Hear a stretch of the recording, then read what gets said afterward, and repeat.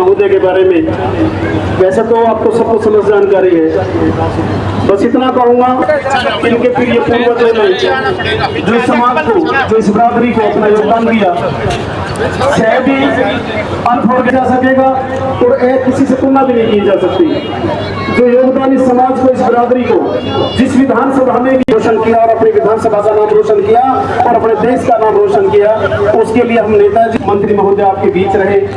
इनका और इनके समस्त खानदान का, समस्त पूर्वजों का बहुत बहुत तहे दिल से आभार व्यक्त कर रहा होगा, जिसने अपनी विधानसभा के लिए अपने परिवार को बुलाकर, अपने संतानों को, अभी 2014 से जो 2019 के बीच इनका कार्यकाल रहा, इन्होंने वह भूतपूर्व कार्य करे जिनको शायद ही कोई कर पाता।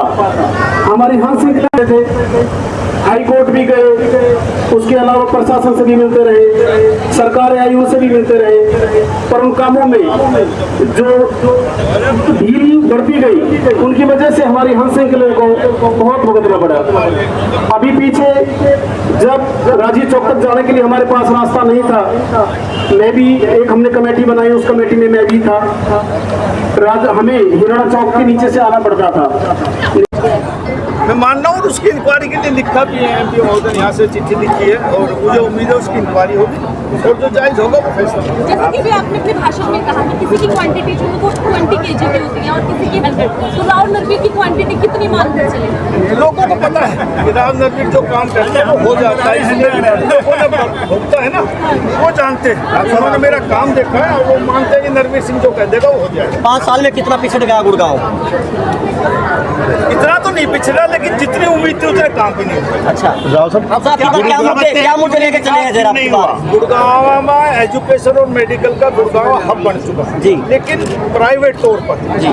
यदि अपने बच्चों को आप पढ़ाना चाहें तो लाखों रुपए फीस है, यदि बुजुर्गों का इलाज कराना चाहें तो कई कई लाख में बुखार तक उतरता है। तो हमारी ये कोशिश होगी कि गुड़गांव में कम से कम 4 अस्पताल हो। ये आबादी तकरीबन गुड़गांव की 30 लाख होगी, बच्चे बहुत पढ़ रहे हैं, स्कूली शिक्षा ऐसी हो सरकारी तौर पर कि आम आदमी ये महसूस करे कि मेरा बच्चा सरकारी स्कूल में पढ़ रहा है लेकिन उसकी पढ़ाई प्राइवेट तौर से अच्छी है, ऐसी व्यवस्था हम कर रहे हैं। साहब आपके टाइम में रोड बने थे और यहाँ पर जल भराव होता था पहले भी, अभी भी वही स्थिति है, तो क्या मान लेके चले खराब हुई है? हमारे टाइम में पानी भरता था, गुड़गांव लो लाइन एरिया में बहुत जगह पानी भरता है। बादशाहपुर ड्रेन बनी और काम चल रहा है, SPR पर नई ड्रेन बन रही है जो मुझे उम्मीद है 4-5 महीने में वो पूरी हो जाएगी। आने वाले समय में सारा पानी गुड़गांव का बादशाहपुर ड्रेन और SPR के साथ ड्रेन से वो निकल जाएगा, लेकिन एकदम काम नहीं होता, लेकिन वो काम चल रहा हो जाएगा जल्दी, गुड़गांव जल मुक्त होगा।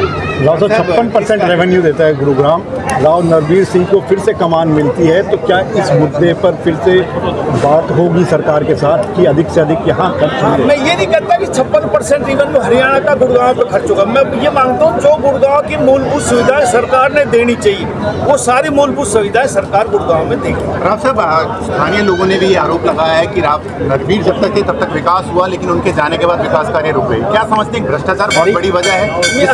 अकेला भ्रष्टाचार ही नहीं, भ्रष्टाचार भी आदमी जब करेगा जब कुछ काम करेगा जी।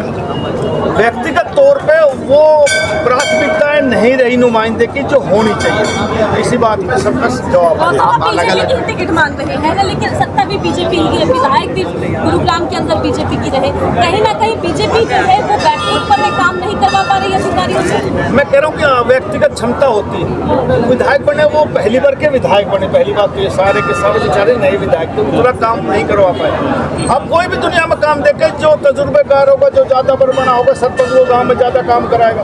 मैं 3 बार विधायक बना, पहले तो 3री बार विधायक बना। जब मैं पहली बार बना मैं भी इतना ही काम कर पाया था, लेकिन आहिस्ता आहिस्ता आदमी जिंदगी में रोज सीखता है, आदमी 100 साल। किस तरह से प्यार मिल रहा है राव साहब लोगों से? वो आप भी तो रहते, देखा आपने भी कई, मैंने देखा आपको कई प्रोग्रामों में लोगों का उत्साह है और लोगों ने मन बना लिया कि नरवीर सिंह को विधायक बनाना चाहिए। Thank you sir, thank you. आज पूर्व मंत्री आपके बीच पहुंचे थे, लोगों का समर्थन भी मिला, आपको लगता है कि आने वाले समय में विकास होगा? बिल्कुल होगा, और पहले भी इन्होंने कहा था वो हुआ, जैसे रोड बनवाया, पानी दिया, और अभी जो बोल के गए हैं अगर जीत जाएंगे तो पक्का बनवाएंगे। श्यामा जी, पिछले 5 सालों में आखिर विकास क्यों नहीं हुआ, क्या समझते हैं? जो यहाँ के MLA थे क्या वो आपके बीच पहुँचते थे? नहीं, वो थोड़ा कम पहुँचते थे मगर करवाया तो इन्होंने ही था काम तो नरवीर भाई साहब ने ही करवाया था और किसी ने नहीं करवाया। और जो पहले करते थे वो तो 5 साल पहले की बात है। तो हमारे भाई ठीक है सर। आरके यादव जी, आज नरवीर तो मंत्री रह चुके हैं, कैबिनेट मिनिस्टर रह चुके हैं, आपके बीच पहुंचे थे, किस तरह देखते हैं, क्या विकास कार्य जो रुके पड़े हैं क्या वो आने वाले समय में होते हैं? देखिए साहब, हमें पर भरपूर आशा है और पूरा विश्वास भी है कि जिस तरह से इन्होंने पहले हमारे काम किए, इस एरिया के काम किए, उसी तरह से दोबारा से इनके आने से और गति से विकास कार्य होंगे। क्या कुछ समस्याएं हैं हमारे यहाँ बेसिक समस्याएं अब तो एक तो ये हो गई कि यहाँ कोई कम्युनिटी सेंटर नहीं है, कोई कॉमन जगह है नहीं, पार्क वगैरह नहीं है।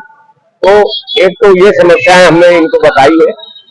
ये जब मंत्री थे तो इन्होंने चिन्हित कर लिया था उस जगह को। अब जहाँ एक जगह पड़ी है सरकारी है, उसको हम इस तरह से यूज करने का क्या कुछ आश्वासन दिए गए? अब मंत्री जी ने ये सब आश्वासन दिया है कि जो हमने मांगे रखी है इनको, इन सभी मांगों को वो सुनेंगे और इनको उनका समाधान करेंगे। हमें पार्क भी मिलेगी। अब जैसे ये हमने कहा है कि जो डेवलपमेंट चार्ज है गुड़गांव में अन्य जगह कहीं 250 है, कहीं 150 रुपए है, हमारे यहाँ 1500 रुपए कर रखा है इस एरिया के लिए, जो यहाँ कहीं करने के लिए। तो हमने ये कहा है कि ये भी बराबर हो, क्योंकि यहाँ ज्यादातर गरीब तबका रहता है, सर्विस वाला क्लास है। यहाँ पे हमारी कॉलोनियों में सर्विस क्लास ज्यादा है, तो इनको भी उसी समान से डेवलपमेंट चार्ज लिया जाए जो भी और कॉलोनी से ले लिए। ठीक है जी।